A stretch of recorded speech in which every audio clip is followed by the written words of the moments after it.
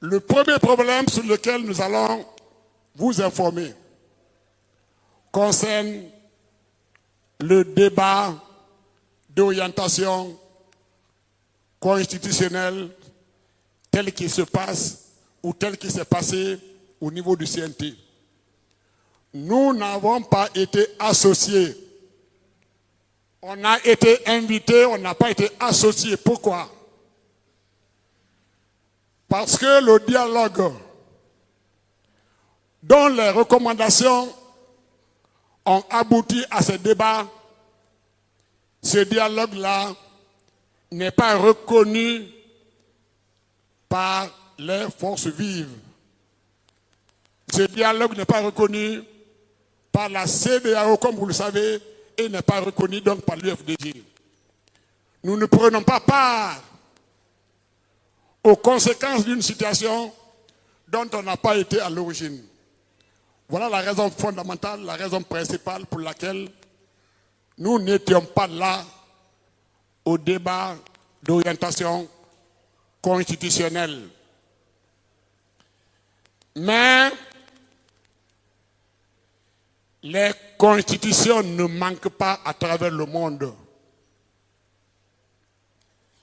Si quelqu'un se lève un jour pour décréter que tel parce qu'il est noir, tel parce qu'il est rouge, tel autre parce qu'il est trop grand, ne peut pas participer à une élection, c'est là où les véritables problèmes vont commencer.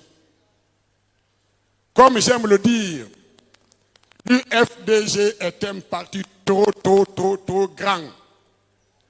Vous êtes trop nombreux pour qu'on oublie ou pour qu'on vous élimine. Ce n'est pas possible. Est-ce que c'est possible? Celui qui veut l'essayer n'a qu'à l'essayer. En ce qui concerne donc cette réunion, c'est ce que je voulais vous dire. Maintenant, vous avez constaté ces jours-ci que nos enfants sont en examen. Entrée en 7e, le brevet et bientôt le bac. Il y a eu trop de tintamarre sur les examens. Trop de parlotte. Trop d'organisation. Caméras de contrôle. Prestation de serment. Des missions pour organiser une entrée en 7e. On n'a pas besoin de traits de Saint-Amar. J'ai eu la chance, par hasard, de lire le sujet de géographie pour la rentrée en 7e classe.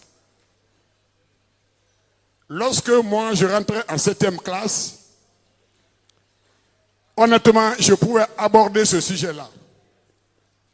Mais aujourd'hui, je mets au défi les responsables de l'éducation. Il y a des enseignants aujourd'hui qui n'auront pas 10 sur 20 sur l'épreuve de géographie que j'ai vue pour le passage en 7e. Dessiner la carte de l'Afrique, à l'intérieur, dessiner la Guinée, dessiner le fleuve le plus long d'Afrique, dire si la Nouvelle-Zélande est en Afrique ou en Océanie ou en Asie, dessiner le sommet le plus long d'Afrique. Je parie, 50% de nos enseignants ne peuvent pas aborder ce sujet aujourd'hui. Donc, au lieu de perdre beaucoup de temps à dépenser beaucoup d'argent, il faut commencer à former les formateurs.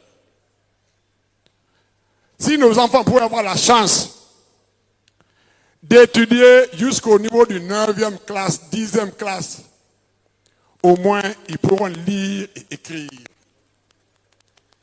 Mais si l'année dernière, 80% d'échecs qui vont s'ajouter À ceux qui viennent cette année en 7e, s'il y a encore cette année, je ne le souhaite pas, plus de 50% d'échecs, qu'est-ce qu'on fait de ces enfants-là qui sont entre 8 et 12 ans et qui ne peuvent pas aller au champ, qui n'ont même pas le certificat d'études élémentaires? Qu'est-ce qu'on fait de ces enfants-là? Il faut que le système éducatif soit entièrement pensé. Nous invitons le gouvernement à prendre des dispositions à ce niveau. Le deuxième sujet sur lequel nous interpellons le gouvernement, c'est les accidents malheureux que nous constatons sur nos routes. Notamment sur la route Koya-Mamou, qui a été construite avec beaucoup de bruit, avec beaucoup d'argent. 1 million de dollars au bas mot au kilomètre. Une route qui a été mal faite. J'ai commencé à dénoncer les travaux sur cette route depuis au temps du président Alpha Condé. Heureusement, nous avons été rejoints par d'autres personnes qui ont émis les mêmes réserves autour de la qualité de cette route. Le cortège de la gendarmerie a été victime d'un accident sur ce tronçon. Hier, nous avons appris que celui de la police également a eu un accident sur la même route. Et c'est les deux services, gendarmerie et police, qui assurent le contrôle de la sécurité routière, l'un en rase campagne et l'autre en milieu urbain. Il faut que nous comprenions, il faut qu'ils comprennent que cette route Koya Mamou Daboula n'est pas faite pour plus de 80 km à l'heure. La vitesse de référence de cette route ne dépasse pas 75 km. Dès que vous êtes à plus de 75 km, vous êtes en danger. Et si vous êtes dans les Jeeps Toyota, la garde au sol est très élevée. La centre de gravité est également élevé. Et il y a trop de courbes. Dès que vous engagez une courbe à plus de 60 km à l'heure, vous perdez le contrôle de cette Jeep-là qui est déjà haute. Si nos autorités veulent aller vite, eh bien qu'ils prennent des voitures dont le centre de gravité est un peu bas, ou qu'ils prennent carrément l'hélicoptère. Heureusement, on est en train de construire des aéroports un peu partout, qu'ils prennent l'avion ou qu'ils prennent l'hélicoptère, mais ne continuez pas à utiliser ces routes sinueuses avec des jeeps suffisamment hautes et en convoi, c'est extrêmement dangereux. Nous présentons les condoléances pour tous ceux qui ont été victimes de ces accidents, à tous les niveaux. Nous perdons le matériel que nous avons acheté par la sueur de notre front, avec nos impôts, et nous perdons nos frères et sœurs dans ces accidents. Nous invitons donc la gendarmerie, la police, elle qui gère la sécurité routière, de prendre des dispositions pour mettre fin à ces accidents de la circulation. Voilà ce que je voudrais vous dire aujourd'hui. Je crois que je n'ai rien oublié. En vous remerciant, en saluant nos amis de Doko à Sigiri. Doko a été mon premier service. Quand j'ai fini l'université, j'ai été affecté à Sigiri pour la campagne. J'étais à Niani, j'ai fait Dakakwa, je n'étais pas satisfait. J'ai été à Kolita.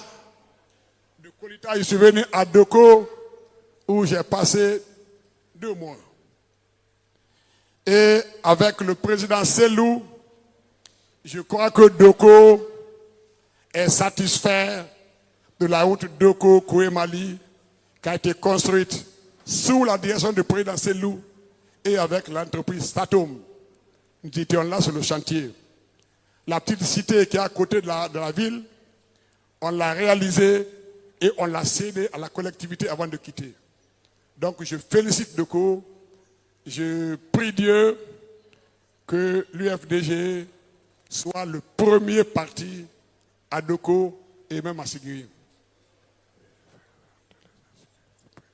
Donc, je disais que depuis 10 heures, le président voulait s'adresser à vous, mais il est dans une réunion du parti et n'a pas pu s'adresser à vous, il s'excuse, mais c'est promis, la semaine prochaine, vous allez écouter et voir votre président. Je vous remercie. Que Dieu garde la Guinée.